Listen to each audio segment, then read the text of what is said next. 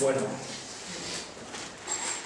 hay una serie de cosas, no, hay dos cosas que me gustaría empezar aclarando sobre el problema de la lucha de liberación nacional, de la opresión nacional, desde el punto de vista del marxismo. Pero para no enrollarme, voy a contar una anécdota, un posicionamiento de Marx y Engels en el momento de la Revolución de 1848, cuando la Revolución de 1848, que se produce en Europa Central, divide una serie de imperios que existían en Europa, fundamentalmente el Imperio Austrohúngaro, donde se producen una serie de revoluciones, y una serie de países que se separan del Imperio Austrohúngaro. Fundamentalmente el Imperio Austrohúngaro se divide en dos partes, es decir, Austria se separa de Hungría, y en ese momento Engels escribe una serie de artículos sobre este fenómeno, sobre este proceso, apoyando y defendiendo la independencia de Hungría y el derecho de autodeterminación de Hungría, y Hungría como país que había estado sometido al Imperio Austrohúngaro. A partir de la independencia de Hungría, que no es la Hungría que conocemos hoy, es una Hungría mucho mayor, que abarca Checoslovaquia, lo que se llama Bohemia, Moravia, se produce una serie de luchas de liberación nacional dentro de Checoslovaquia en contra de Hungría. Entonces, Engels se posiciona en contra de la lucha de liberación nacional de Checoslovaquia y de Bohemia y Moravia en contra de Hungría. ¿Por qué? Porque las luchas independentistas que llamaríamos hoy a mediados del siglo XIX, la de Checoslovaquia, la de Bulgaria, la de Serbia, etc., estaban promovidas por el imperio zarista, por el zarismo en contra de su rival tradicional en Europa, que era el imperio austrohúngaro. Entonces, parece una contradicción, porque Engels dice: Checoslovaquia también es una nación, también tiene derecho a la autodeterminación y a la independencia, pero el movimiento de liberación nacional checoslovaco no es independiente del imperio zarista, está manejado por el imperio zarista, entonces se posiciona en contra, ¿no? Entonces es una manera de entender y de explicar los distintos posicionamientos en función del papel que juega el movimiento de liberación nacional dentro de las luchas que había en aquella época, repito, a mediados del siglo XIX. En 1917, con la Revolución de Octubre, esta situación se agudiza todavía más, y como explicó Stalin, los movimientos de liberación nacional adquieren una importancia muy grande en todo el mundo, porque son movimientos también dirigidos contra el imperialismo y que ayudan al movimiento obrero, al movimiento revolucionario, a luchar contra el imperialismo. Entonces la relación es cada vez más estrecha del movimiento obrero con el movimiento nacional. Pero sigue siendo válido el criterio de Engels, que hay que tener en cuenta quién es el que dirige el movimiento de liberación nacional. Y lo que Stalin plantea es que los movimientos de liberación nacional tienen que estar dirigidos por la clase obrera.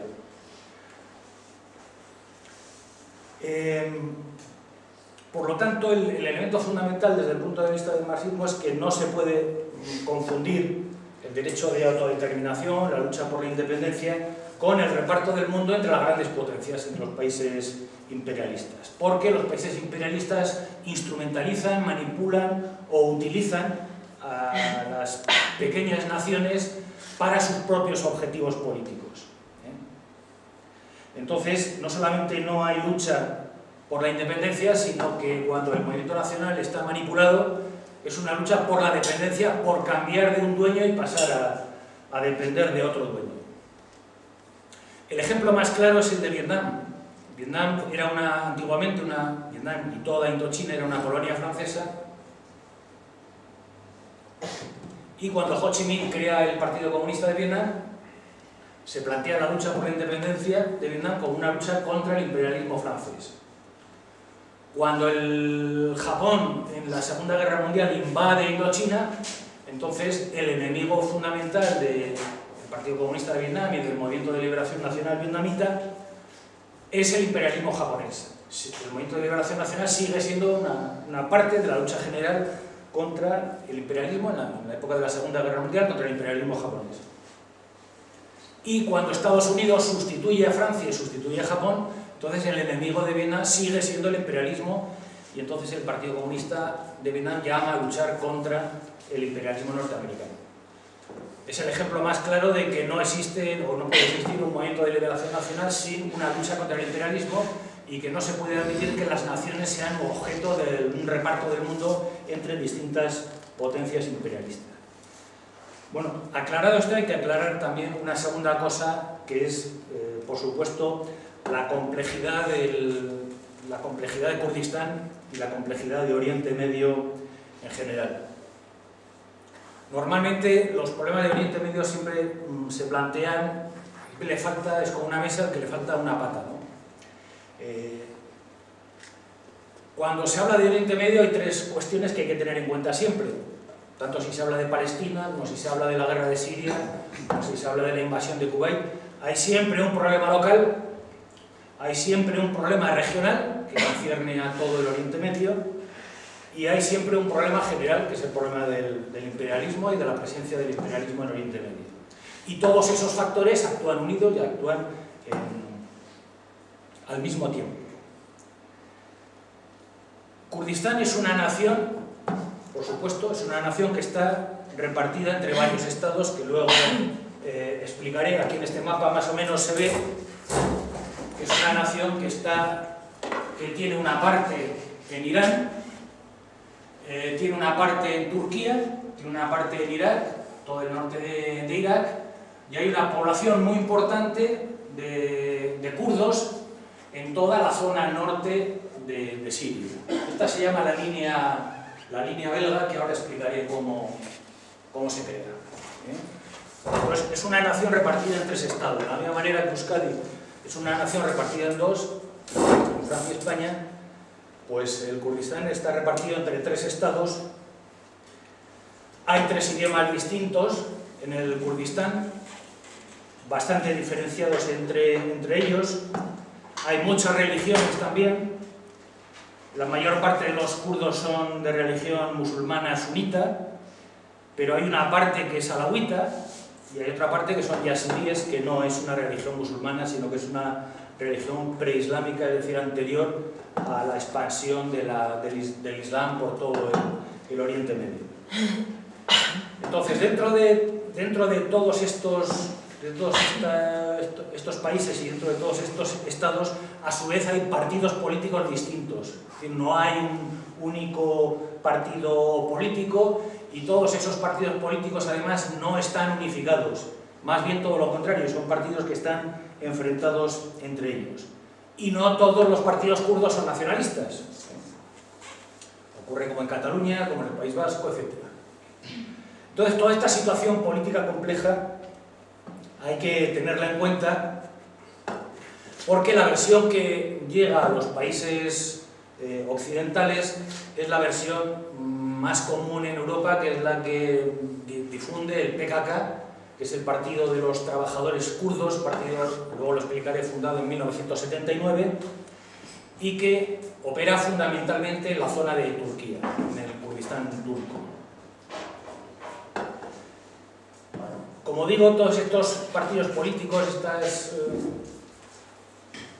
este reparto del Kurdistán entre todos estos estados, hace que no solamente no haya una unidad interna, que no haya un frente nacional, sino que ha habido enfrentamientos muy importantes entre todas estas organizaciones, incluso dentro de cada uno de estos países. Por ejemplo, en el año 94-96, en el Kurdistán iraquí, que es esto está mal dibujado, esto se lo han inventado, porque el Kurdistán iraquí más o menos es esta zona, es una zona que va pegada a la frontera con Irán. En el Kurdistán iraquí hay dos partidos fundamentales, uno es el PDK, que lo explicaré luego la fundación, otro es la UPK. PDK quiere decir Partido Democrático de Kurdistán, que es el que dirige Barzani, que actualmente es el que controla el gobierno regional de Kurdistán. El otro es la Unión Patriótica de Kurdistán, que lo dirigía Yalavani, que ya ha fallecido recientemente. Pues en el año 94-96 hubo una guerra entre estos dos partidos dentro de Irak. Pero, como digo, la versión que normalmente más se difunde en los países en Europa Occidental es la versión que difunde el PKK. Y los mapas que difunde el PKK, que son mapas como estos. Bueno, la historia del movimiento nacional Kurdistán, del movimiento nacionalista kurdo, empieza hace 100 años. Se puede decir que empieza exactamente hace 10 años, porque aunque ahora esto lo vemos así, vemos los mapas con colorines y tal, esto hace 100 años no existía. Entonces, el elemento fundamental de toda la historia del Oriente Medio es una cosa que aquí apenas se ve, que es la Revolución de Octubre. Hace 100 años se produce la Revolución de Octubre.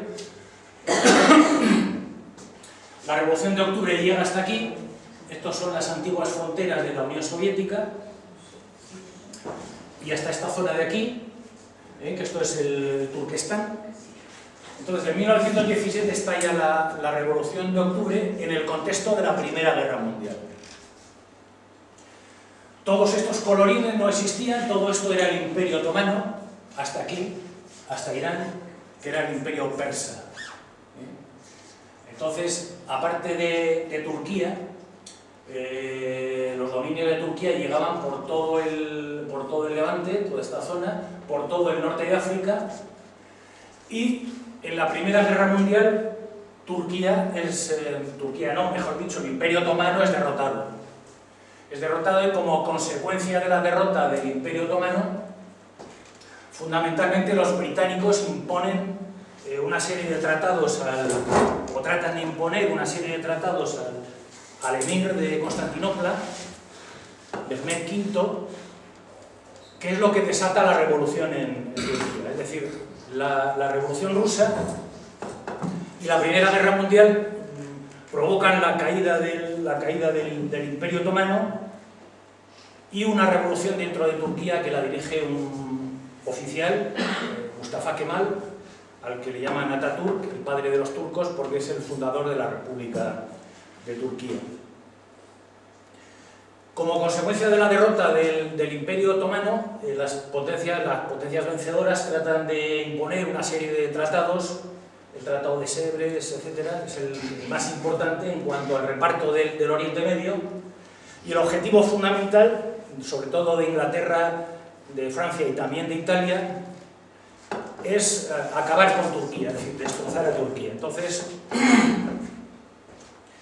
el Tratado de Sèvres impone la internacionalización del estrecho del Bósforo y del Dardanelos, que es esta parte, el acceso del Mediterráneo al Mar Negro, que está aquí. Impone que los presupuestos, que Turquía no puede aprobar sus propios presupuestos, y los presupuestos del Estado turco los tenían que aprobar Inglaterra, Francia, las potencias vencedoras.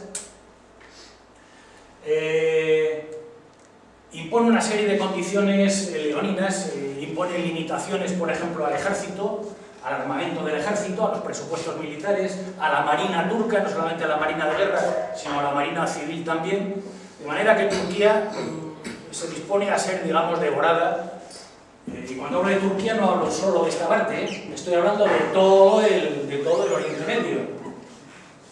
Todo el Oriente Medio y el norte del Mediterráneo. Es el final de la Primera Guerra Mundial lo que hace que los imperialistas, como digo, se repartan esta zona y establezcan esta frontera, que es la línea belga, que divide a Turquía y a Kurdistán de las poblaciones árabes que empiezan aquí.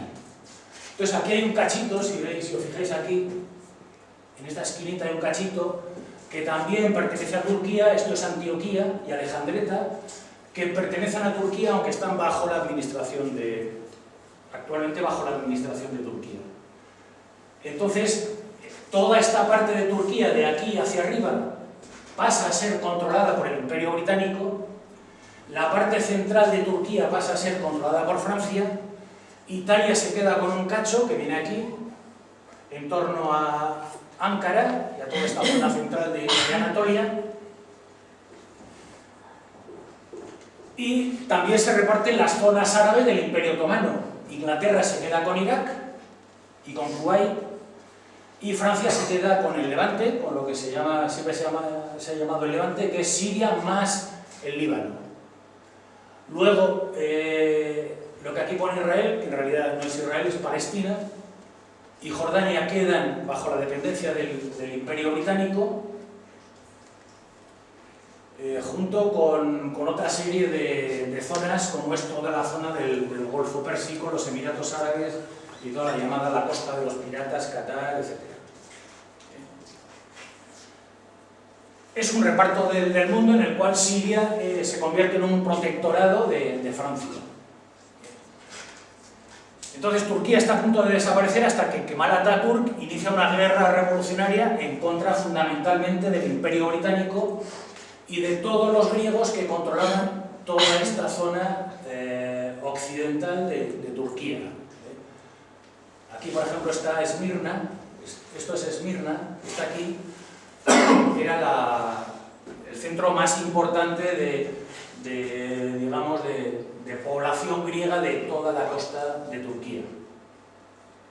La manera de hacer la guerra por parte de Turquía es expulsar a los griegos, es decir, Kemal Atatürk gana la guerra, consigue expulsar a los británicos y una vez que expulsa a los británicos impone una limpieza étnica. Es decir, Turquía es un país, una república basada en la limpieza étnica, de manera que todos los griegos que vivían aquí se tienen que marchar de Turquía.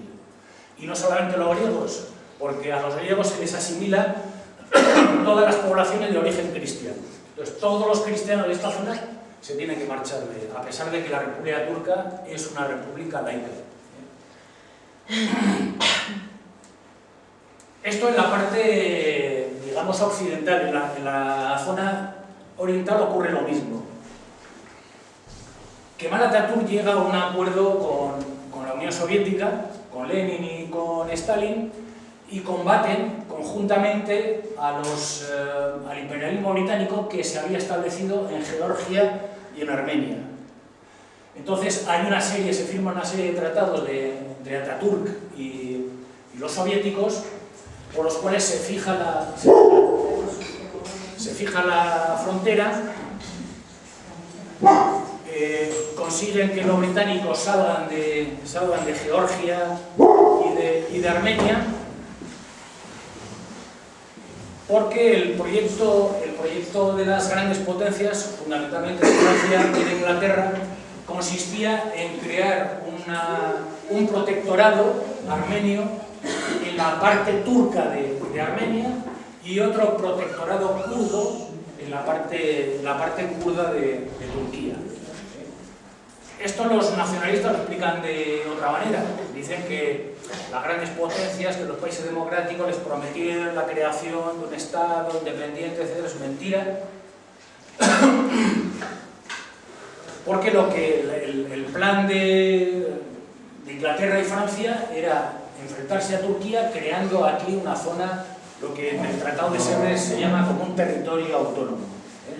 Es un territorio autónomo, no un Estado independiente.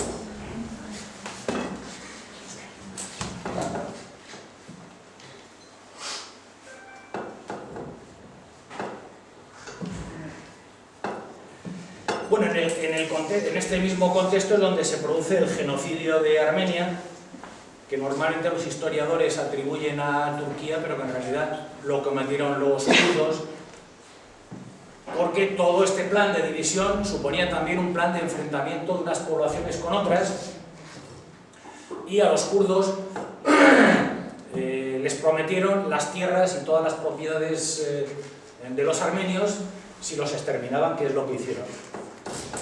Entonces las poblaciones armenias, toda esta zona de Kars, toda esta parte de Armenia, es la región de Kars que entregó la Unión Soviética, lo entregó a Turquía, los armenios, los que sobrevivieron al genocidio, tuvieron que pasar a Siria, tuvieron que huir a través de Siria al Líbano, y desde el Líbano huyeron a Estados Unidos y fundamentalmente a Francia. Pero el genocidio armenio forma parte de ese proyecto de limpieza étnica emprendido por Kemal Atatürk en 1920. Y de la misma manera que los imperialistas tenían idea de dividir Turquía, también tenían el plan de dividir todo el mundo árabe, y es lo que hicieron. Lo que ocurre es que la revolución turca les impidió llevar a cabo esos planes. Entonces, el plan solo sale respecto del mundo árabe, que es cuando se establecen esas fronteras que vemos ahora ahí.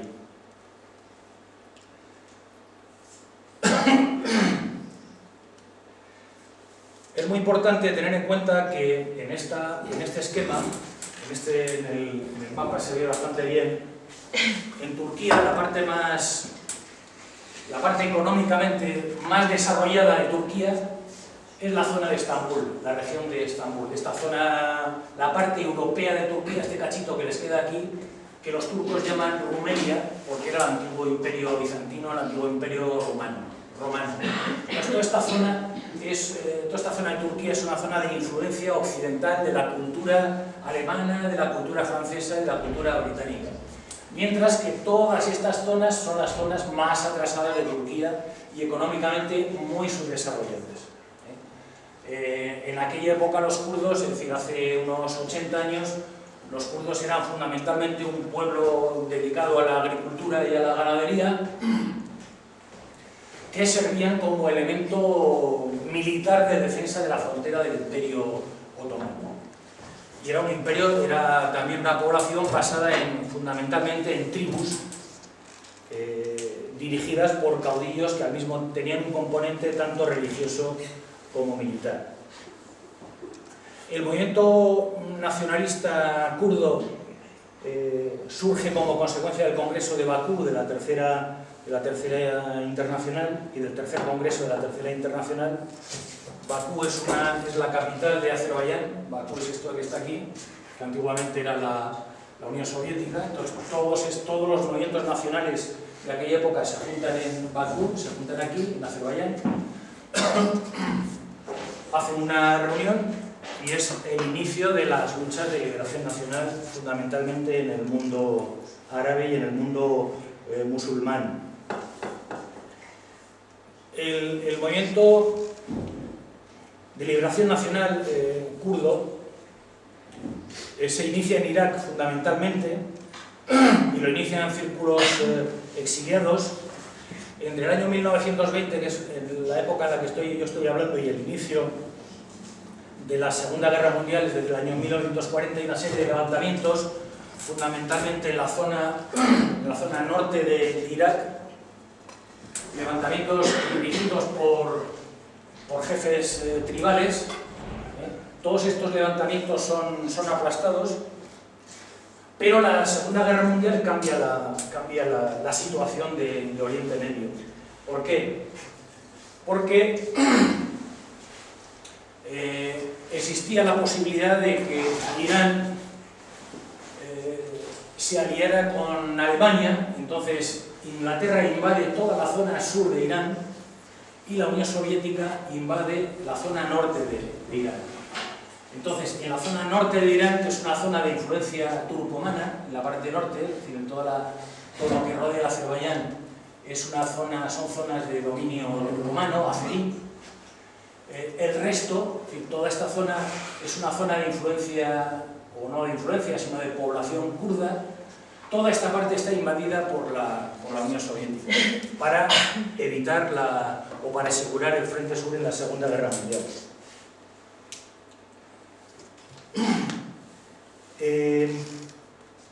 Como consecuencia de la presencia soviética en Irán, en 1945, es decir, al finalizar la Segunda Guerra Mundial, se crea el primer Estado turco, que es la llamada República de Mahabad. Mahabad, que es una población que aquí no aparece, pero que está más o menos aquí. Es una pequeña población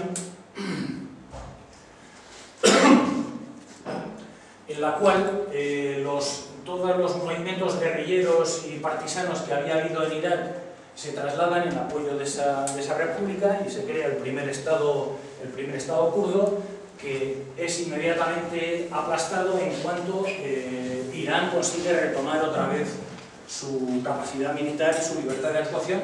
Aplastan la república de Mahabad, asesinan al presidente de la república, le llaman a negociar, le engañan y lo asesinan. Entonces, uno de los jefes militares, uno de los generales que había apoyado a esa república era Barzani, que es el padre del actual presidente del gobierno regional de Kurdistán. Al aplastar la república, todo el movimiento kurdo que se había creado en el norte de Irán, unido a los exiliados iraquíes como Barzani, marchan a Azerbaiyán, de Azerbaiyán marchan a Uzbekistán y algunos de ellos se instalan en Moscú. Incluso muchos de ellos se unen al ejército rojo y a partir de ahí la Unión Soviética lo que hace es organizar el movimiento nacionalista kurdo, crea el Partido Democrático de Kurdistán bajo la dirección de Barzani, los arma, es decir, les da entrenamiento militar, les da escuelas en kurdo a todos los exiliados, en fin, les garantiza todas las condiciones de vida que podían tener los kurdos en aquel momento. Entonces, la situación inmediata de la posguerra en Kurdistán se caracteriza, por un lado, porque Irán pasa a formar parte o se convierte en un pilar fundamental de la estrategia del imperialismo en Oriente y en Asia Central. Hasta tal punto que cuando hay una revolución democrática en Teherán, la revolución de Mossadegh en 1953, cuando Mossadegh nacionaliza el petróleo, es una revolución democrática, la CIA, junto con el MI5, con el MI6, con el Servicio Secreto Británico, dan un golpe de Estado, aplastan la revolución de Mossadegh y Irán se convierte en un pilar fundamental de la dominación del imperialismo en Oriente Medio, juntamente con Irak. El Pacto de Bagdad, digamos que es uno de los pilares fundamentales de la dominación del imperialismo en Oriente Medio, se establece en la capital iraquí, en Bagdad. Se establece aquí. Entonces, entre Irán e Irak son los dos grandes fundamentos de la dominación del imperialismo en Oriente Medio. Aparte de eso, la OTAN establece en Turquía, aquí en Incirlik, la base aérea de Incirlik, que es una de las más importantes del mundo. Incirlik está exactamente aquí, en este sitio. Es decir, que como veis es un punto estratégico que no solamente trata de abarcar todo Oriente Medio, sino que es un punto de ataque del Frente Sur también contra la Unión Soviética. Entonces, la base de Incirlik en Turquía y todo el estado de Turquía en la posguerra es uno de los grandes baluartes de la OTAN, junto con Irán, Irak, junto con la base de Ramstein, que está en Alemania, y junto con la base de Okinawa en Japón. Es decir, son tres bases fundamentales las que rodean a la Unión Soviética, e Incirlik forma parte del flanco sur de la OTAN, por un lado como elemento de agresión frente a la Unión Soviética, en la crisis de los famosos misiles de Cuba, en 1962 o 63, 62, ¿no? 1962, Khrushchev ordena la instalación de misiles en Cuba porque Estados Unidos había instalado misiles Patriot en Incirlik, con lo cual el ataque era directo y no daba tiempo a las defensas antiaéreas soviéticas a defenderse de una agresión nuclear por parte de la OTAN. Ese es un poco el dispositivo fundamental que los imperialistas crean en Oriente Medio para controlar la situación no solo de Oriente Medio, sino también frente a la Unión Soviética. Hay un elemento fundamental aquí que empieza a hacer tambalear todo este sistema de dominación, que es una revolución que hay en 1958 en Irak, que es la revolución del general Qasem, que permite que los turcos que estaban en la Unión Soviética vuelvan otra vez a Irak. se les garantiza el derecho de reunión, de asociación, de manifestación, etc. La revolución de Qasem es bastante parecida a la revolución de Mossadegh en 1953 en Irak, se produce 5 años después y es una revolución democrática. Una revolución democrática que además permite que el Partido Comunista de Irak, que es el partido comunista más importante de todo el mundo árabe en general y de todo el mundo, posiblemente de todo el mundo musulmán, quitando quizá el partido de Indonesia, que se desarrolle el Partido Comunista, que es un baluarte fundamental de la revolución del general Qasem en 1958. Entonces, en ese momento, los kurdos que estaban viviendo en Azerbaiyán, que estaban viviendo en el Turquestán soviético, en fin, en toda la Unión Soviética, vuelven otra vez a Irak. Pero vuelven ya como agentes del imperialismo. Es decir, el imperialismo quiere utilizar a los kurdos del PDK como elemento de presión frente al gobierno revolucionario de Qasem.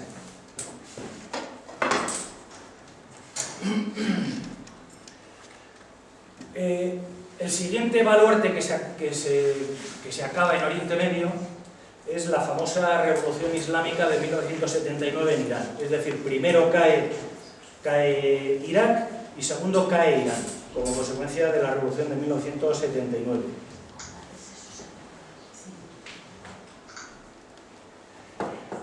Esto es importante tenerlo en cuenta porque en 1979 aparece el movimiento nacionalista también en Turquía. Es decir, hasta ahora hemos hablado del movimiento nacionalista en Irak fundamentalmente y en 1979 se crea el PKK, el Partido de los Trabajadores de Kurdistán, dirigido por Öcalan, se funda en Turquía. La fundación del PKK es consecuencia por un lado, del desarrollo económico, es decir, en esta época el capitalismo penetra ya no solamente en Rumelia, en la zona occidental de Turquía, donde ya tenía una presencia muy importante, sino que el capitalismo empieza a penetrar también en la zona de Kurdistán. Como consecuencia de la entrada del capitalismo en el Kurdistán, se produce una emigración, se produce pues toda esta presencia que conocemos ahora de kurdos que están viviendo pues, en Alemania, en Siria, prácticamente en todas las partes del mundo. Es decir, hay una diáspora del Kurdistán que es consecuencia de la llegada del capitalismo. Hay un segundo factor que propicia también la inmigración, y es que a partir de 1984 el PKK, el Partido de los Trabajadores de Kurdistán, inicia la lucha armada en contra de Turquía. Entonces hay una etapa en la cual los enfrentamientos son muy grandes y la represión es tremenda, y hay una gran cantidad aparte de de la emigración económica que va a Alemania o que va a Siria o que va a Irak, hay una parte muy importante también que cruza la frontera porque son perseguidos políticos, que huyen de los crímenes que comete el Estado turco en Kurdistán. Hay que tener en cuenta que en 1980, me parece que es 1980, el golpe de Estado de los coroneles, se produce un golpe de Estado que inicia una represión brutal en contra de todas las organizaciones revolucionarias turcas y también de todas las organizaciones revolucionarias kurdas, que muchas de ellas tienen que emigrar. Y una de las zonas, o la zona más importante de migración, sobre todo para el PKK, es Siria. La dirección del PKK, que inicialmente estaba en Estambul, se traslada a Damasco. Y Damasco se convierte en el centro operativo del PKK, sobre todo con el desarrollo de la lucha armada. Öcalan pasa a vivir en Damasco junto con toda la dirección, y Siria y el ejército sirio, los servicios secretos sirios, entregan al PKK dinero, entregan armas, le dan instrucción militar, etcétera, etcétera, etcétera. De manera que, digamos que hasta cierto punto se puede considerar que el PKK está bajo la protección del gobierno sirio. El gobierno sirio es un gobierno alawita, o dominante dominado por los alawitas, que es una minoría religiosa dentro de Siria. La mayoría de Siria es de religión chiita, de religión sunita. Hay una parte muy pequeña que es de religión chiita, y los alawitas, que son aproximadamente un 10 o un 12% de la población, son los que controlan todo el aparato del Estado y fundamentalmente el ejército, con una coalición de partidos, de fuerzas, etc. Es decir, gobiernan, pero no gobiernan de la manera que ha contado la televisión de Bashar al-Assad, etc. Gobiernan en coalición o con el apoyo de partidos políticos y de fuerzas religiosas. Incluso los cristianos apoyan a Bashar al-Assad en Siria.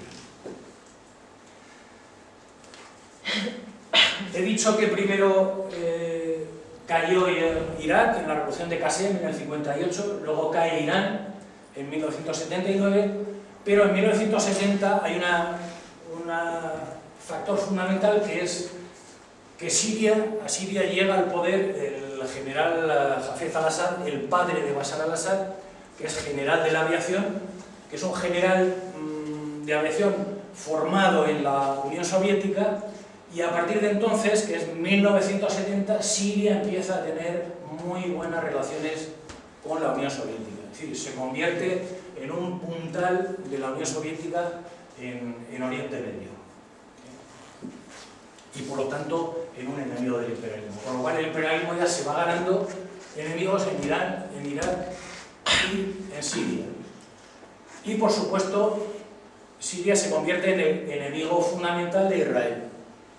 Israel, que invade Líbano, y Siria tiene que ocupar el Líbano. Durante varios años está ocupando el Líbano para desalojar al ejército israelí del Líbano, etc. Por lo tanto, tiene dos enemigos fundamentales: por un lado los Estados Unidos y por el otro lado al régimen israelí.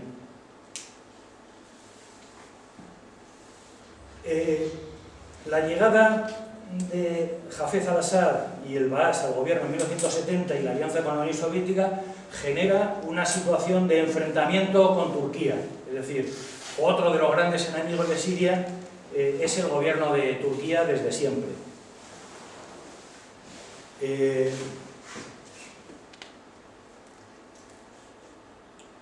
Bueno, en 1980 estalla la guerra entre Irak e Irán, después de la revolución islámica de 1900, al año siguiente de la revolución islámica. En 1990 se produce la invasión de Kuwait, Saddam Hussein invade Kuwait, se produce la Segunda Guerra del Golfo. Y en todo este contexto los kurdos siguen siendo, no los kurdos en general, sino determinadas organizaciones kurdas empiezan a ser, digamos, a ser utilizadas o instrumentalizadas por unos y por otros para luchar contra el contrario. Por ejemplo, durante la guerra entre Irán e Irak, entre 1980 y 1988, los iraníes apoyan a los kurdos iraquíes para que se enfrenten al gobierno de Irak, y lo mismo hace Saddam Hussein con los kurdos iraníes. Y los kurdos iraníes empiezan a luchar contra Irán con el apoyo de Saddam Hussein. De manera que es curioso, pero los kurdos iraníes viven en Irak y los kurdos iraquíes viven en Irak. Por lo menos los movimientos y las direcciones se trasladan a esa zona. Es decir, el movimiento kurdo desde siempre está muy manipulado y muy dirigido no solamente por las potencias imperialistas, sino también por potencias regionales. En 1993 el gobierno turco de Turgut Özal inicia negociaciones con el PKK y se produce un episodio siniestro porque Turgut Özal, repito, presidente de Turquía, pues aparece como asesinado, aparece como muerto o como suicidado en extrañas circunstancias, y posiblemente sea como consecuencia de esta negociación, que fue las primeras que trató de establecer el gobierno turco con el PKK. Al año siguiente el PKK, no sabemos si es por qué motivo, o yo no lo sé si es como consecuencia de esas negociaciones, pero el hecho es que el PKK abandona oficialmente lo que hasta entonces había sido su ideología, que era el marxismo-leninismo, y se reconvierte es decir, se crea una situación un poco ambigua que luego va derivando en lo que es actualmente el PKK llama ¿cómo se llama? El confederalismo democrático, eso. Pero todo esto, es decir, el elemento fundamental que condiciona la situación del Kurdistán turco, es el desarrollo de la lucha armada. Y como consecuencia de esta lucha armada y del apoyo que el gobierno sirio presta al PKK, Turquía en 1999 invade Siria.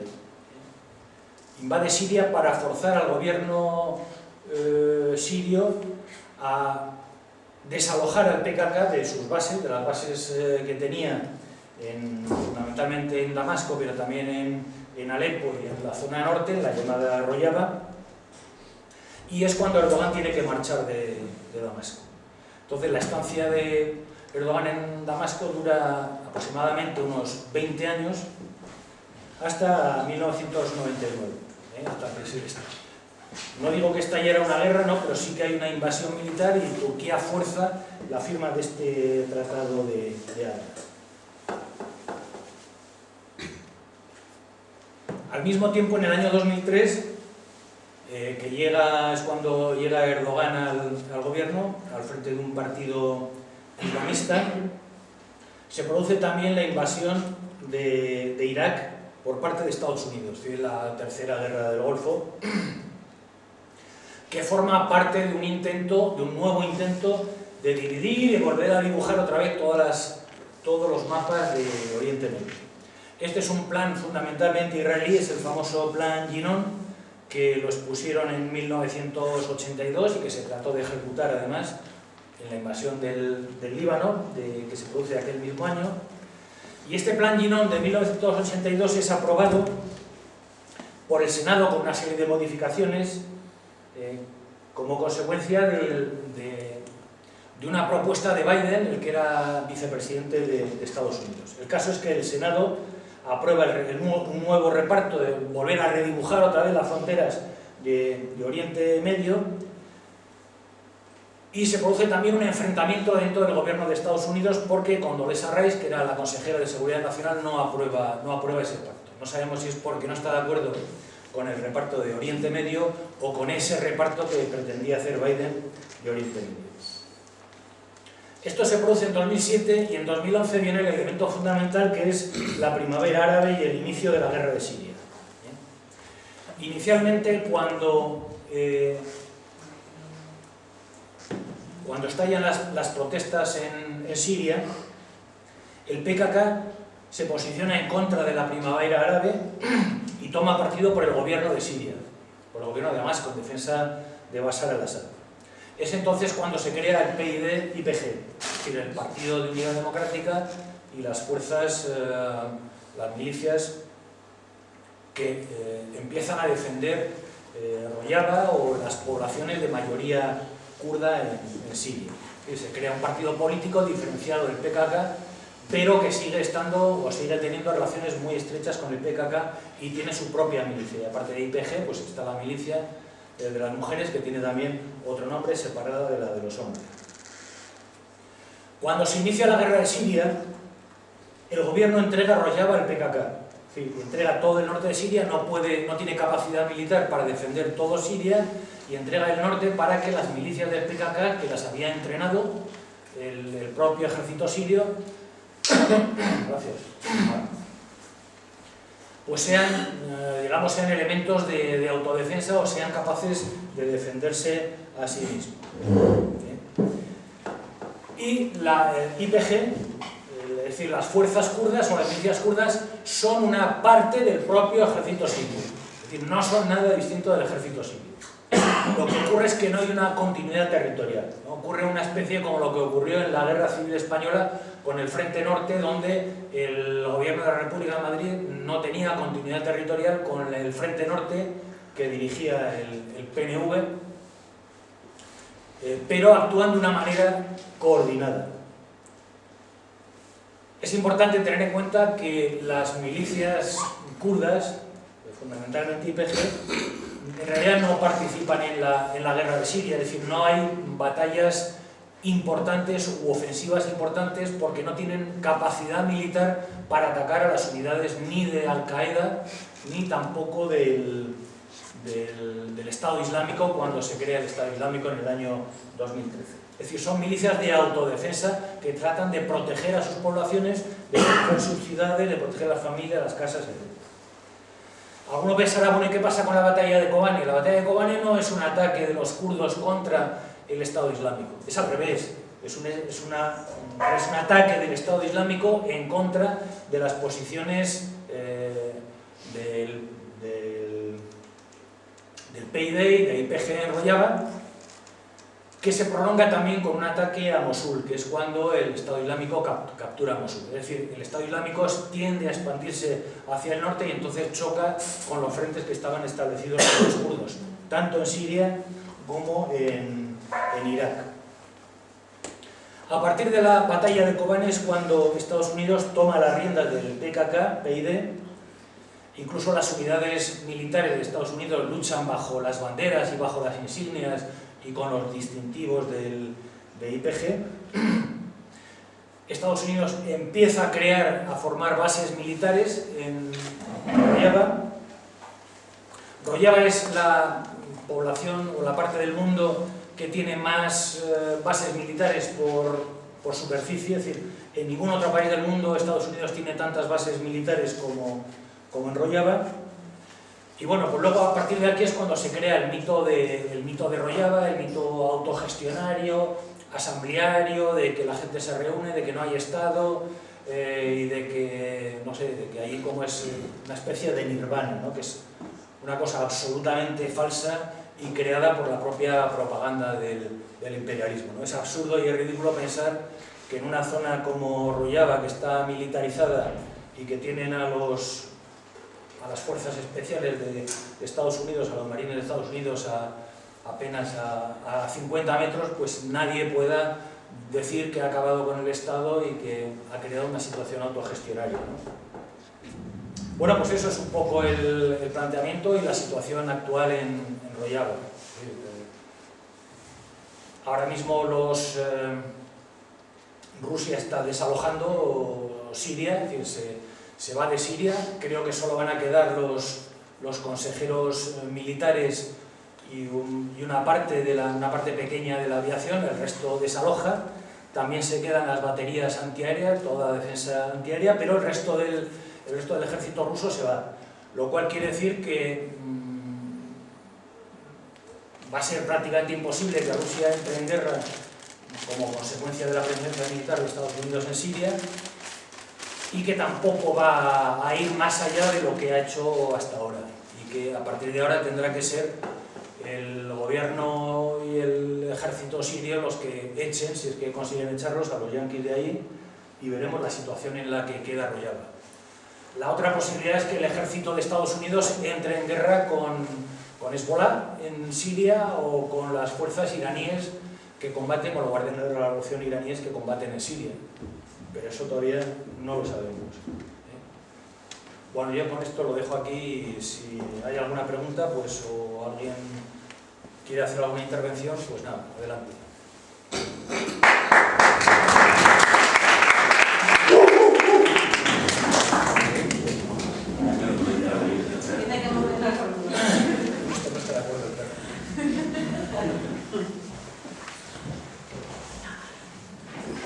Hay un dato que dijiste recién con respecto a la retirada del ejército ruso. La base, no me acuerdo ahora cómo se llama, una base naval que los rusos tienen en el territorio de Siria, Tartus, eso.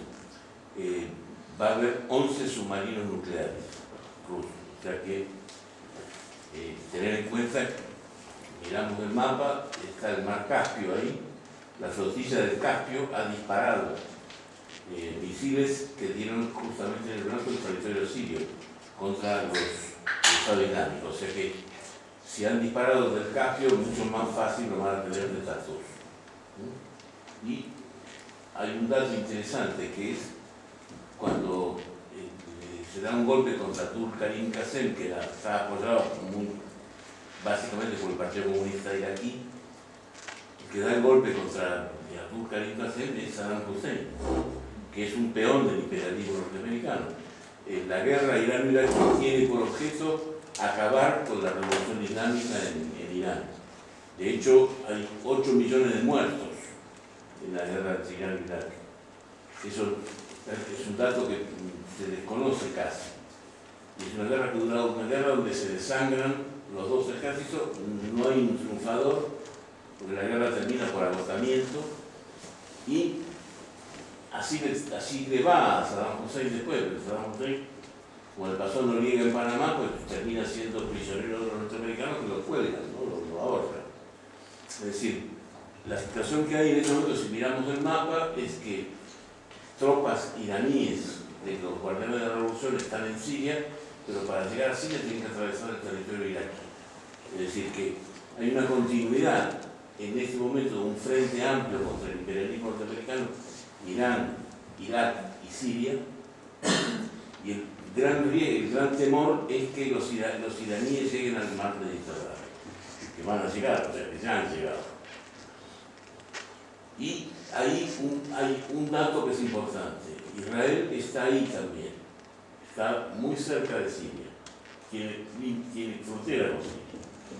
Israel evidentemente es una pieza maestra del imperio norteamericano, pero resulta que ahora ha habido un corrimiento en todo el Medio Oriente, que es que Turquía, con una cuestión oportunista, pero Turquía en este momento, que es un país de la OTAN, no se ha ido formalmente de la OTAN, pero ya ha salido de la OTAN. O sea, la base Incirlik ha sido expulsada. El gobierno turco pidió a todas las tropas de la OTAN, que eran todos los misiles que había en Incirlik y demás, se los han llevado. Cuando fueron aviones alemanes de la OTAN también a Incirlik, también no les permitieron quedarse allí. De manera que Turquía recuperó la base Incirlik en este momento. Turquía en este momento es un aliado táctico posiblemente de Rusia, lo mismo que Irán. Es decir, la situación, la balanza se ha inclinado a favor no de los Estados Unidos. Los Estados Unidos han perdido la guerra en sí. De hecho, aunque tengan bases militares, se van a tener que ir. Indudablemente, lo que va a ocurrir, creo yo, ¿no?, es que las bases norteamericanas se van a ir, de buenas o de malas se van a tener que ir. Los norteamericanos han sido derrotados en Líbano, me acuerdo en el año 80 y pico, hubo 200 y pico de muertos marines norteamericanos, entró un camión bomba, hizo un desastre y los norteamericanos se fueron, y va a ocurrir algo parecido en Siria. Yo creo que esto va a terminar con la derrota de Israel, que no se enfrenta a Hezbollah, porque tiene miedo, sabe que una guerra con Hezbollah no la va a ganar. Israel en este momento, los militares israelíes ya han advertido al gobierno israelí que no pueden ganar una guerra contra Hezbollah, por eso es que no atacan el Líbano. No atacan el Líbano porque saben que no pueden ganar esa guerra. Y además, la situación ha cambiado completamente. O sea, el ajedrez, el tablero ha cambiado. En este momento, Israel es un país que está a la defensiva. De hecho, el gran objetivo de Israel es atacar Irán, que es el gran enemigo. Arabia Saudita está como está, se ha enredado en una guerra en Yemen que tampoco puede ganar. O sea que la situación internacional en este momento es a favor más bien de los pueblos del Medio Oriente. ¿Qué va a pasar de aquí en adelante? Es muy probable que los norteamericanos se tengan que ir de Siria.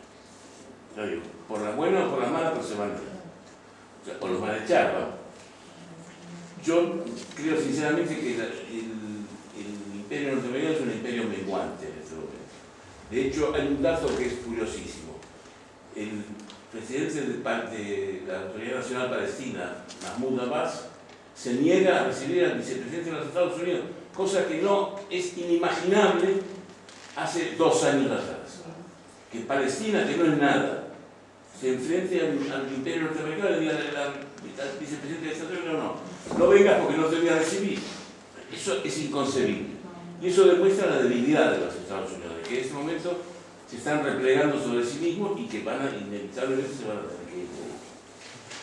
Sí, una pregunta en relación al tema, cuando fue el golpe contra Erdogan el año pasado, ¿qué posicionamiento tuvo? Es decir, el EU, una cierta ambigüedad en el tratamiento informativo del golpe contra Erdogan. De hecho, incluso la izquierda en España planteaba que era algo así como una especie de 23F. Yo estoy en contra de esa teoría, pero que el PKK, ¿qué posicionamiento tuvo en relación al golpe, en relación al golpe contra Erdogan? Pues yo no me acuerdo, no lo sé. No sé qué posicionamiento tendría el PKK. Desde luego, yo lo que estuve mirando en aquella época, más que el posicionamiento del PKK, era el posicionamiento de las organizaciones turcas que habían dicho el golpe. Y yo no vi ninguna que me convenciera, pero ni lo más mínimo. Ni lo más mínimo. Yo creo que en Turquía no saben lo que les ha pasado, porque no estaban acostumbrados a este tipo de gobierno como el que ha puesto, como el que ha tratado de imponer Erdogan, que es un tipo, es un reaccionario, es un, no sé, aquí lo llamaríamos que es un facha, que es un fascista, pero curiosamente cuando en el año 2003 Estados Unidos invade Irak, no pueden utilizar la base de Incirlik porque Erdogan no se lo autoriza. Es decir, desde el principio Erdogan y los islamistas entran en Turquía con contradicciones. Lo cual no quita para nada el reconocer el carácter reaccionario de Erdogan, que es lo que más preocupa tanto aquí en España como en la propia Turquía. Es decir, que va con el palo, pero a mí me da la impresión de que Erdogan está negociando también con el PKK y con Öcalan en particular. Ahora, no me pidas pruebas porque no las tengo. Öcalan es el único preso de la cárcel de Imrani, que está en una islita que hay en el Mediterráneo, cerca de Ankara. Yo tengo la seguridad absoluta de que está negociando con el gobierno turco. Por eso el cambio de posición del gobierno turco de ser marxista-leninista a convertirse en otra cosa. El PKK no es el gobierno turco. No, el gobierno turco negociando con Öcalan. Claro, pero el gobierno turco no fue un marxista-leninista nunca. No, claro que no. Digo, el PKK, sí.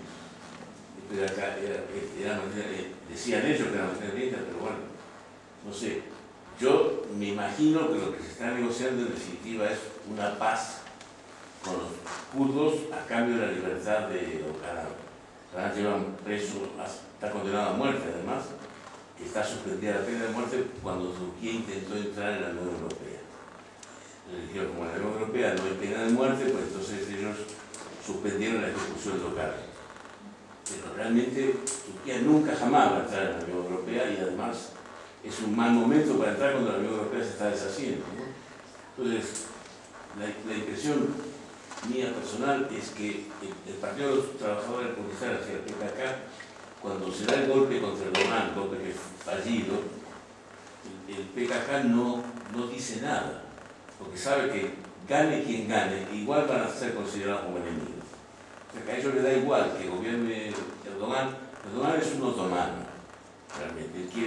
Sueña con un imperio otomano otra vez. Papá, deja hablar a los demás que Quería hacerte una pregunta. Primero comentar un dato. Cuando has comentado la diáspora hacia Siria, es el refugio político que se da a Öcalan y al resto de kurdos. He estado leyendo por ahí un poco. En el norte de Siria habían 162.000 kurdos aproximadamente originarios, y que debido a esa aceptación de los refugiados políticos llega a ser la población de 1,5 millones en los 90, y hasta la actual pues, que llega a ser 2 millones. Entonces es muy importante. Los kurdos originarios eran 162.000, pues una minoría en el norte de Siria. Es cuando esos refugiados políticos, esos campamentos políticos, ¿no? Ni 162.000. Ni siquiera, ¿no? Es decir, históricamente Rojava no existe. Históricamente. Cuando los imperialistas dibujan esta línea de aquí, dibuja bastante bien la frontera yo creo que lo he dicho antes, entre turcos y árabes por un lado y entre kurdos y árabes por el otro. Aquí no hay kurdos. Joder, cuando tú estableces una frontera es como Olivenza, ¿no? En Badajoz. Bueno, joder, pues es que Olivenza está dentro de Portugal, o ese tipo de cosas, ¿no? O en Euskadi ocurre lo mismo con determinadas zonas, ¿no? Pero, es decir, tú ves que en Turquía, en todo a lo largo de la frontera, si te vas un día por ahí, ves que hay poblaciones árabes en Turquía. Y todo esto es árabe. La zona de Alejandría, Antioquía, esto es árabe. Todos estos son árabes. Por el norte hay árabes y por el sur, lógicamente, también hay kurdos, porque no puedes tirar una línea y decir, venga, ¿no? Pero más o menos la curva, o sea, la línea esta, lo dibuja bastante bien. Y también es cierto que Turquía intenta quedarse con toda esta parte, con todo este cacho, en 1920, cuando se dibujan estas fronteras. Y no lo consiguen, que tiene que ceder esta parte a Irak, con lo cual Kurdistán queda dentro de Irak. Pero mucho más complicado que eso es toda la zona norte, es decir, toda la zona de Kars. Aquí hay una población turca, que aquí combatió el Ejército Rojo en contra de los imperialistas británicos, y toda esta es una zona armenia. Además, si tú vas a Diyarbakir, es que no veo, yo creo que esto es Diyarbakir, ¿no? Aquí pone Diyarbakir. No se ve. ¿Qué pone ahí? Joder, no lo sé, bueno, es igual. Si vas a Diyarbakir, yo creo que aproximadamente la mitad de la población es armenia. Y Diyarbakir está considerada la capital kurda de... Son poblaciones muy mezcladas, pero muy mezcladas. Y que siempre han convivido relativamente bien, hasta la llegada de los imperialistas, que son los que destrozan esto. Y si te fijas las fronteras, es curioso. Las fronteras están establecidas de manera que se cortan las vías tradicionales de comunicación, la ruta de la seda, la famosa ruta de la seda, que van todas por aquí, que van de Kuwait a Alejandría, que van de Kuwait a los puertos del Mediterráneo, que van al Caspio, que van a Haifa, etc. Todas las vías de comunicación históricas, pero de miles y miles de años, que son este-oeste y oeste-este, los cortan las fronteras que van poniendo los imperialistas, que son todas fronteras de arriba abajo, con objeto de aislar a unos países de otros. Entonces, ¿cuándo empiezan a crearse las poblaciones kurdas en Siria? Con el desarrollo económico de Kurdistán. Estos son años 70. Es decir, los kurdos se van a Siria al mismo tiempo que otros se van a Alemania. Hay una emigración económica importante a partir de los años 70, que a partir de 1984, cuando el PKK inicia la lucha armada, se une a una emigración política a Siria. Y hay poblaciones muy importantes de kurdos, tanto en Damasco, como en Alepo, como en Deir ez-Zor, como en Asaka, etc. Pero históricamente eso no existe. Sí, aparte es curioso que precisamente cuando Öcalan está refugiado en Damasco y precisamente se quedan los campamentos y la ayuda militar, precisamente Öcalan promete al gobierno sirio que nunca va a pedir esos territorios donde se le están dejando instalar los campamentos, y son precisamente los territorios que ahora está exigiendo como si fueran la nación turca. Entonces también me parece curioso eso que llaman el Sunistán, es decir, el territorio suní de Siria, que son Alepo, Raqqa, Deir ez-Zor, y que precisamente ella ahora consideran Kurdistán, y que precisamente son donde están los campos de petróleo. Raqqa nunca ha sido Kurdistán, claro. ni lo es ahora. Y Hasakah tampoco, y Deir ez-Zor tampoco, y Alepo tampoco. Lo que pasa es que en Alepo es una población como Madrid, o sea que no estamos hablando de sitios pequeños. O sea, en Siria todo esto es desierto, de aquí para aquí es todo desierto. Pero las poblaciones importantes que hay, como Damasco, Alepo tiene 2 millones de habitantes, y toda la zona norte de Alepo son emigrantes de kurdos. Y el norte de Alepo, es decir, una de las partes de Alepo que nunca cayó en poder del Estado Islámico, era esa, estaba defendida por milicias kurdas. Pero en Siria, que es una población, siempre ha tenido un gobierno que se le puede criticar todo lo que se le quiera, porque es un gobierno burgués, porque es un gobierno alawita, porque es reaccionario, porque no hay libertad, porque todo lo que quieras. Pero solo en Damasco hay 1 millón de palestinos refugiados. De la guerra del 67, de la guerra del 73, de Cisjordania, etc.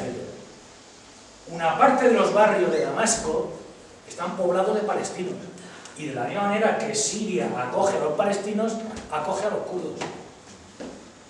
También porque le interesa para la lucha contra Turquía, es decir, a Siria le interesaba la guerra del PKK contra Turquía, le interesaba esa lucha.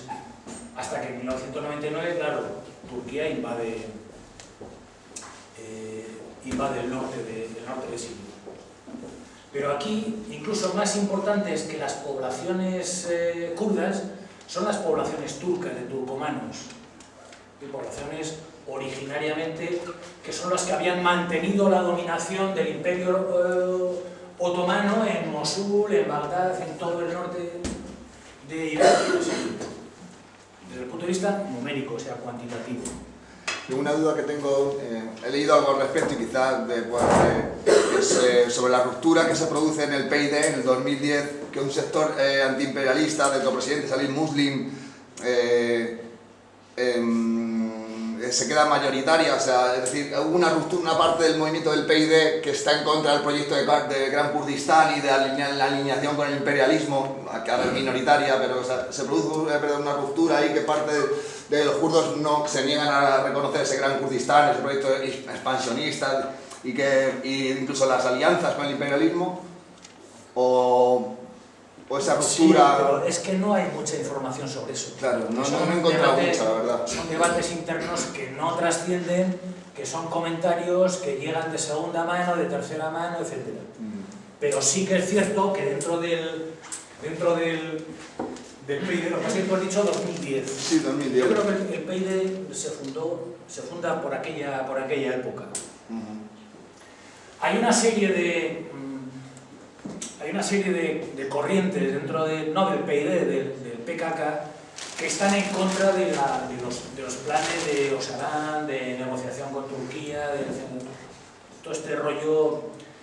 Lo que pasa es que no se conocen, y que es el que plantea Saleh Muslim, que es el máximo dirigente del PYD para Siria, y que son favorables de un acuerdo con Siria para continuar combatiendo a Turquía. Entonces, esa es la dirección militar del PKK, que está en Qamishli. Qamishli es una zona que está más o menos aquí, en el gobierno regional de Kurdistán, y que está justo en la frontera con Irán. Entonces, aquí bajo la protección del gobierno regional, no porque se lleva muy mal con el gobierno regional, ¿no? Pero en las montañas de Qamishli, que hacen de frontera entre Irán e Irak, están las bases militares del PKK. Y la dirección aquí del PKK, no, por lo que yo conozco, no está de acuerdo con las posiciones del PYD, y desde luego no está de acuerdo con todo el rollo patatero de Rojava. De Rojava, que no hay una continuidad territorial. A ver si hay un plano por aquí que... Sí, que hay una ruptura, de ser que quieren abrir ese corredor para unir las dos partes, ¿no? Es que ellos, los nacionalistas... Aquí no se ve. Los nacionalistas kurdos dibujan aquí una cinta que va de aquí hasta aquí. Pero esto no existe. Es decir, lo que ellos llaman Rojava tiene tres partes. Esto es la parte de Afrin, que siempre ha estado bajo el control del PKK. Aquí hay una zona de nadie, como de unos no sé cuántos kilómetros, quizá 200 kilómetros, que es donde está Jarablus, que es por donde Turquía ha invadido Siria, el norte de Siria. Esta es la famosa zona de Kobane. Y luego esta es la zona de Yazira, que es la zona más occidental. Y Kobane, en realidad la palabra Kobane en kurdo significa compañía. ¿Por qué significa compañía? Porque aquí iba una estación de tren que iba a enlazar Berlín, el famoso tren que plantearon los imperialistas alemanes, que iba a enlazar Berlín con Bagdad. Aquí. ¿Dónde está Bagdad? No, bueno, aquí, por aquí más o menos, ¿no? Ah, no. No sé dónde está Bagdad. Por aquí.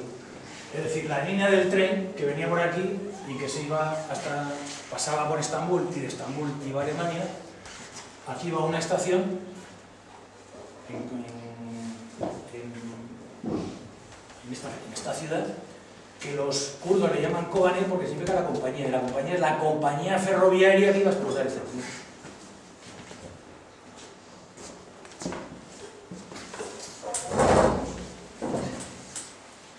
Una duda que has dicho en la guerra de Irán-Irak en el 80 y 88, que los kurdos iraquíes combatían Irán y viceversa. ¿Explica qué postura tienen en ese momento para ser títere de esa manera tan obvia del imperialismo y a servicio de, no sé, esa división, ¿no? De luchar en cada sitio con una parte? ¿Explica qué planteaba en ese momento? ¿Cómo se divide o cómo...? Es que ahí no estaba el PKK. ¿Pero está fundado? Estaba fundado, pero en esa pelea no estaba el PKK. Es que el PKK es muy posterior, porque la historia del PKK empieza en el 79, en los 80. Entonces, cuando empieza la guerra de Irán-Irak, las organizaciones kurdas fundamentales son el PDK y la UPK, que son las organizaciones kurdo-iraquíes, con las organizaciones kurdo-iraníes. Entonces, las organizaciones kurdo-iraníes, la dirección estaba en Bagdad, protegida por Saddam Hussein, y al revés. Las organizaciones kurdo-iraquíes estaban bajo la protección del gobierno de la República Iraní. ¿Y cómo se explica eso que se escuchaba, me acuerdo que recuerdo de memoria sobre el 2010-2012, de redadas contra el movimiento de financiación y en Alemania, Francia, incluso en Estado español, de grupos o colectivos que pasaban dinero al PKK y porque los respectivos países y sus secretos les intervienen y les llevan a la justicia? ¿Cómo se explica ese movimiento? Si están títeres del imperialismo y estaban haciendo... Es que eso es peliagudo. Explicar eso... El PKK no está perseguido en ningún país de Europa. Es decir, es un mito, a pesar de que está considerado como una organización terrorista. No existe esa persecución. Tú ves las sedes y los locales y edificios enteros que tiene el PKK en Alemania, en Francia, en Bélgica, en Holanda. Lo que pasa es que el PKK se ha financiado con el tráfico de drogas. ¿El tráfico de? Drogas. La persecución entonces es mediática, entonces la persecución mediática. Hacer competencia a la policía. Las televisiones, yo la televisión alemana no lo sé, pero la televisión francesa saca cada 2x3 a los dirigentes del PKK en el exilio en Europa, pero cada 2x3. Y el apoyo desde siempre de los franceses al PKK ha sido descarado, vamos. Hay una calle, hay un monumento a Daniel Mitterrand en Erbil, en la capital del gobierno regional de Kurdistán. A los dirigentes kurdos, repito, considerados como una organización terrorista, los han recibido en el Elíseo. Es un doble juego, es decir, por un lado los consideran como terroristas y por otro lado tienen todo el apoyo y todas las plataformas. Hace poco hizo un documental el canalla ¿cómo se llama? Este filósofo sionista francés, Henri Levy, el tipo más canalla y más sinvergüenza que te pueda echar a la cara, pues estuvo en la guerra de Siria haciendo un reportaje sobre el Rojava, que lo han pasado por el canal, el equivalente de la segunda cadena en España. Y está todos los días hablando de Kurdistán, de la independencia de Kurdistán. Yo sí he oído que les llaman. Yo sí he oído que les llaman organización terrorista en las noticias de la ONU. Pero así. Entonces simplemente les interviene en Europa por el tráfico de drogas. Solamente es por ese motivo, no hay otros intereses.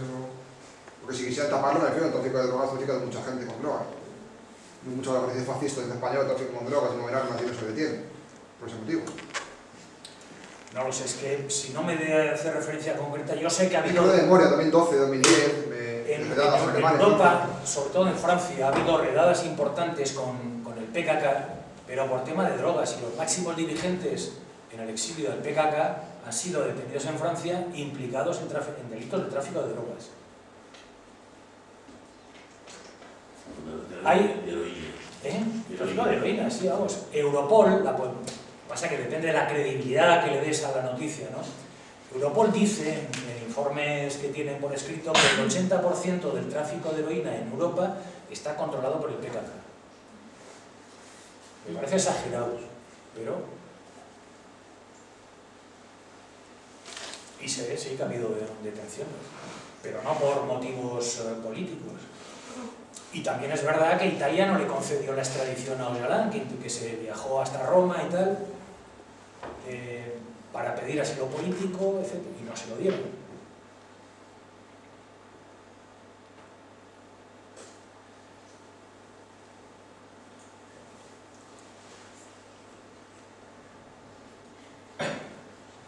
Una cosa. Las conclusiones.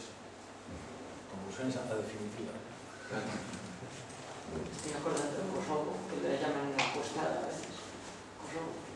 Kosovo. ¿Por qué le llaman narcoestado? ¿A Kosovo? Porque es un narcoestado. Todo lo que crea la OTAN, Es un portaaviones de la OTAN. vamos, pero no solamente narcoestado, es decir, la prostitución, buena parte de la prostitución, sobre todo en Centro Europa, está manejado por lo grande, por el presidente del gobierno, por el Tachi famoso, que es un mafioso, criminal de guerra. En Turquía, Cavusoglu, que es el ministro de Asuntos Exteriores, es el dueño de todas las fábricas de falsificación de productos de lujo, relojes Rolex, Prada, todas las marcas famosas de ropa se fabrican allí. Por ejemplo, ¿qué le dirías a la gente que compara el Donbass con Rojava? Las luchas que se han llevado a cabo en Donbass con las luchas que se han llevado en Rojava. ¿Qué le diría? Que se tome una aspirina, yo qué sé. O sea, es que ese tipo de comparaciones históricas con situaciones distintas es que no tiene nada que ver. No tiene nada que ver. Bueno, no tiene nada que ver, que se pueden buscar relaciones, es decir, ¿por qué Rusia interviene en la guerra de Siria? Rusia interviene en la guerra de Siria porque le están jugando los cuartos en Ucrania, en el Donbass, con el golpe de Estado. Intervienen en Siria después del golpe de Estado en Ucrania. Y para mí, como consecuencia del golpe de Estado en Ucrania. Es decir, se pueden buscar conexiones, ¿no? Y yo no sé, cuando hablan de lucha en Rojava, ¿a qué se refiere? ¿Qué lucha ha habido en Rojava?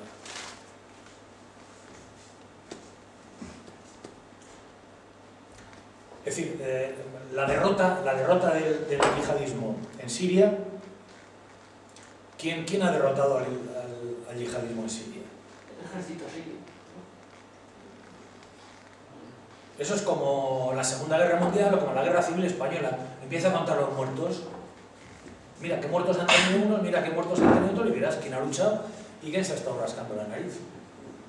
Incluso comparativamente. El grueso de la lucha lo ha tenido el ejército de Siria. Y Hezbolá. En proporción al número de tropas, los que más muertos han tenido en la guerra de Siria ha sido Hezbolá, con diferencia.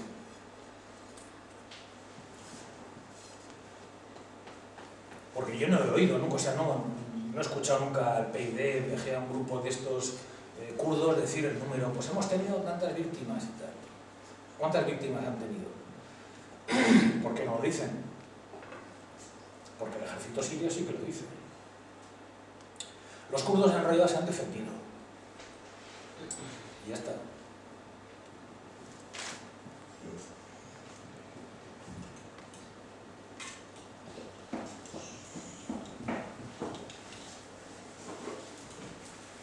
Más cosas. Pero los kurdos llegan a ser así un pueblo como los cosacos en Rusia. kurdos son, sí, es una buena comparación, los kurdos son como los cosacos del Imperio Otomano. Formaban parte de la caballería del Imperio Otomano, los que defendían la frontera oriental. Eran más bien un ejército mercenario. Pero es que en aquella época todos los ejércitos eran mercenarios, o sea que tampoco es una cosa tan extraña.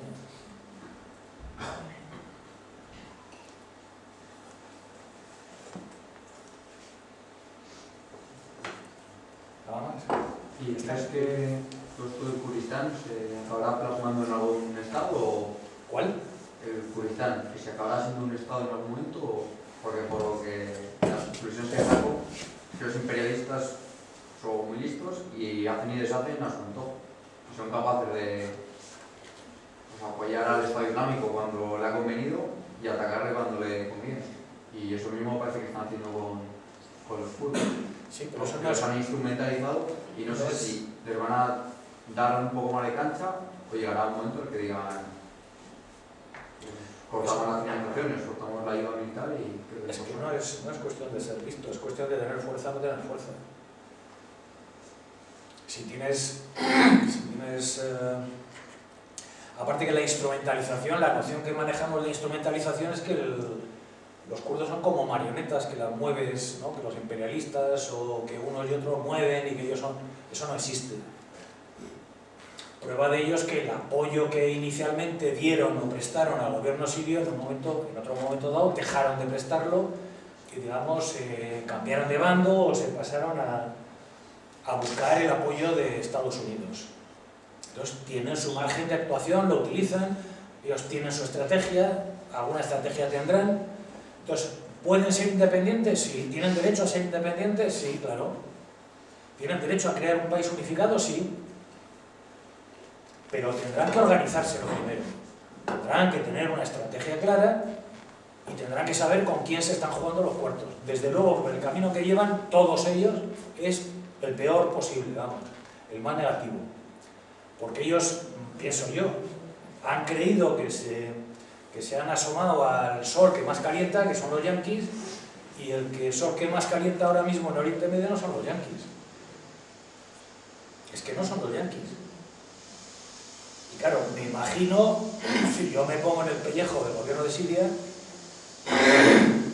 y la frustración que deben de tener después de todo el apoyo que han prestado al PKK, que el PKK les acabará vendiendo, y vamos a ver cómo acaba eso, vamos a ver cómo acaba. Vamos a ver si hay una negociación, si los kurdos forman parte de esa negociación, si se establece una nueva constitución en Siria, qué fuerzas forman parte de esa constitución. Vamos a verlo, pero desde luego las bazas que están jugando son las peores. Las peores, porque yo no sé si los yanquis se van a ir o no se van a ir, pero que en Oriente Medio los yanquis lo tienen muy complicado a partir de ahora, eso es evidente. Evidente. Si hay un perdedor en todo este lío es primero Estados Unidos, segundo Israel y tercero Arabia Saudí.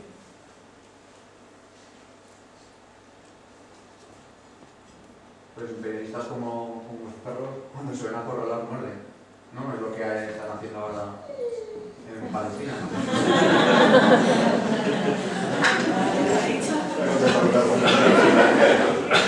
Les acorralan porque declaramos, les acorralan, ¿no?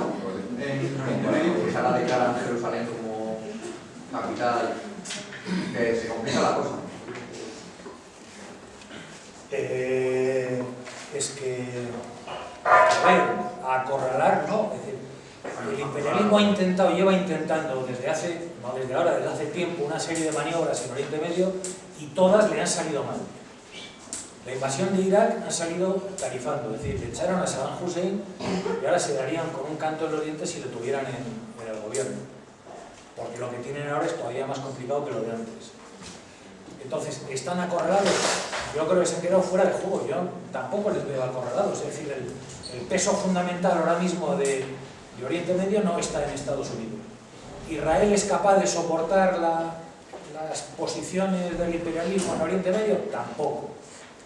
Israel se debería dar con un canto en los dientes si logra sobrevivir. Lo tiene Israel, lo tiene muy complicado. Arabia Saudí lo tiene complicadísimo. Pero complicadísimo. Arabia Saudí es otro de los países que todo lo que ha intentado en Oriente Medio desde la primavera le ha salido fatal. Le ha salido tarifando. Guerras, se ha disuelto el Consejo del Golfo Pérsico. Muy complicado, muy difícil. En Afganistán llevan 16 años de guerra y no se puede ir. Sí, pero es que aquí no, es que es otra situación, es que volvemos a la comparación. Es que esto no es Afganistán. No, Aquí están, es decir, tienen no sé cuántas bases en todo el norte de Siria. Todo esto está plagado de bases militares yanquis, creo que tienen unas 10, y luego están aquí en Al-Tanf, que tienen otra base, que no sé qué pintan aquí. No sé qué pintan ahí.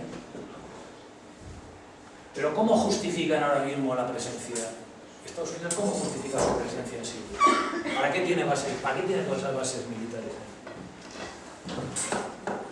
¿Para combatir? ¿A quién?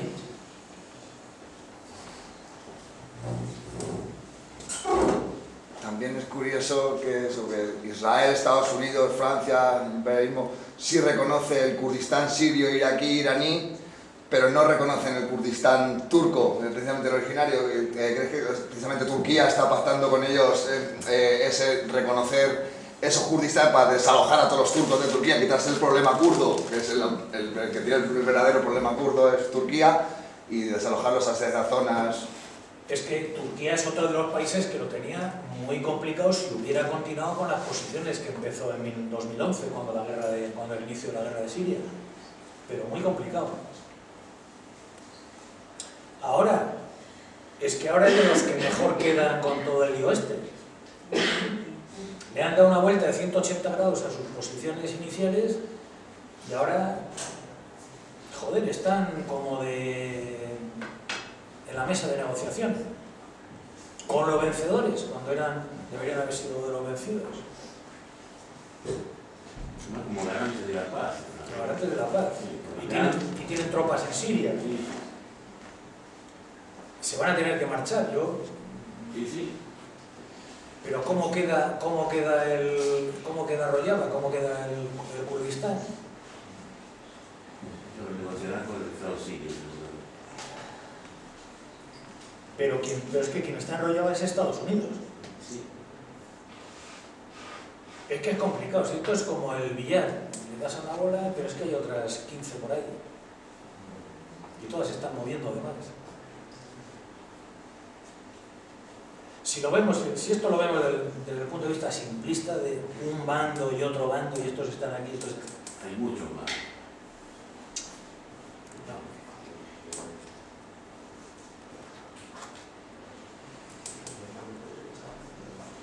No. Ahora, desde luego que las posiciones de Irán se han reforzado y tal, y que esto es una zona estratégica, entonces esto es la mitad del mundo, o sea, como podéis comprobar, esto es el verdadero centro del mundo es esto, porque esto está entre Occidente y Oriente. Y que otro de los grandes vencedores es Irán,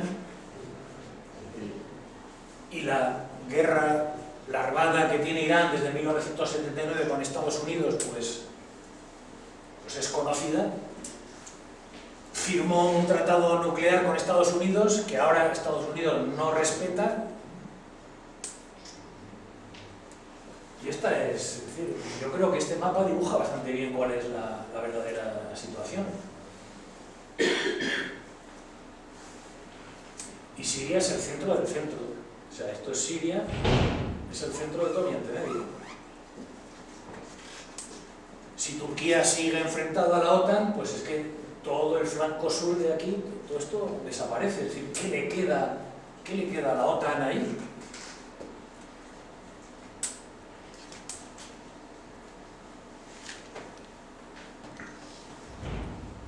¿Qué sentido tiene que Estados Unidos permanezca ahí enrollado y tenga todas esas bases militares? ¿Qué van a hacer ahí?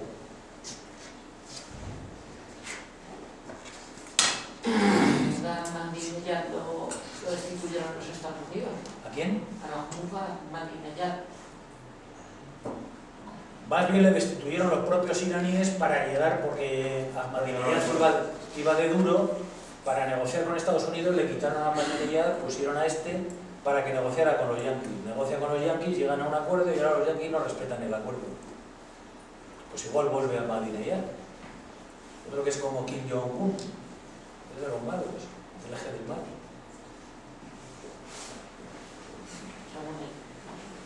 Pero, no, complicado.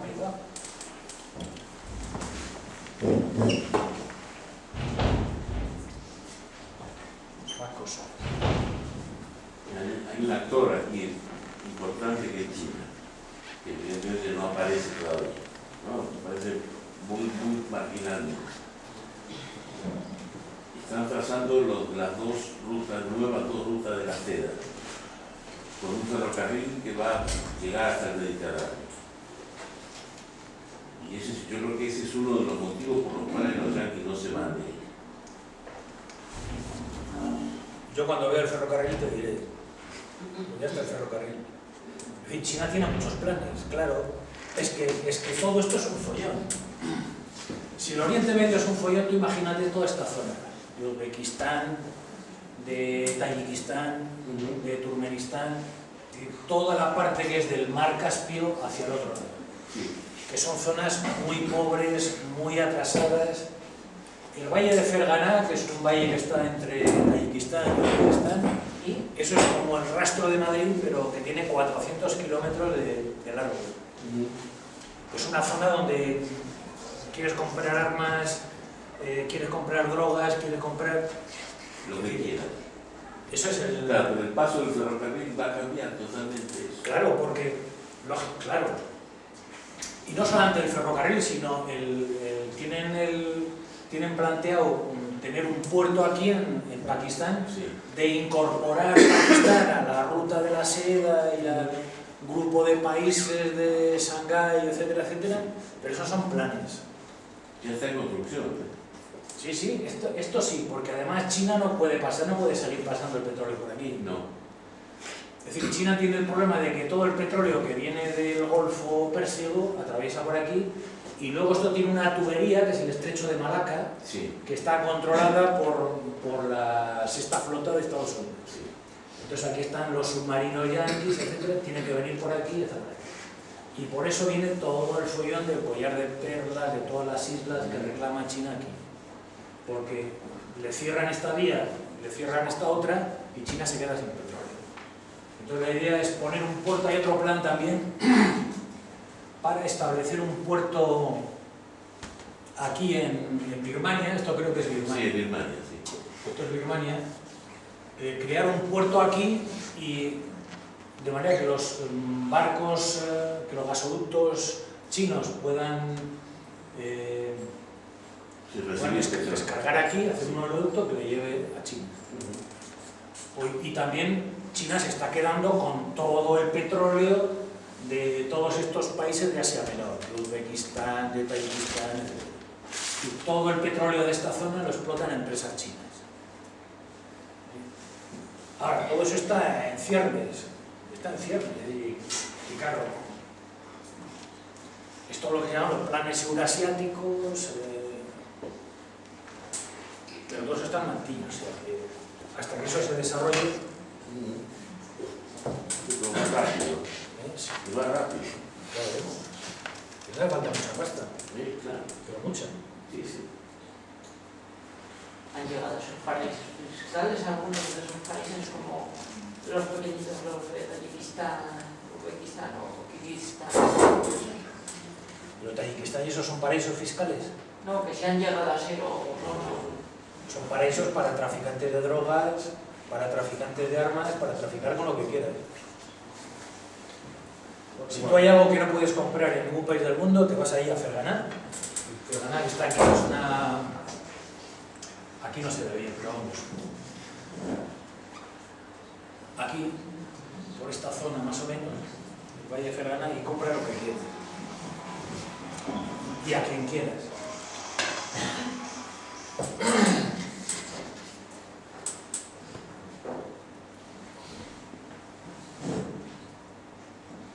dejamos aquí.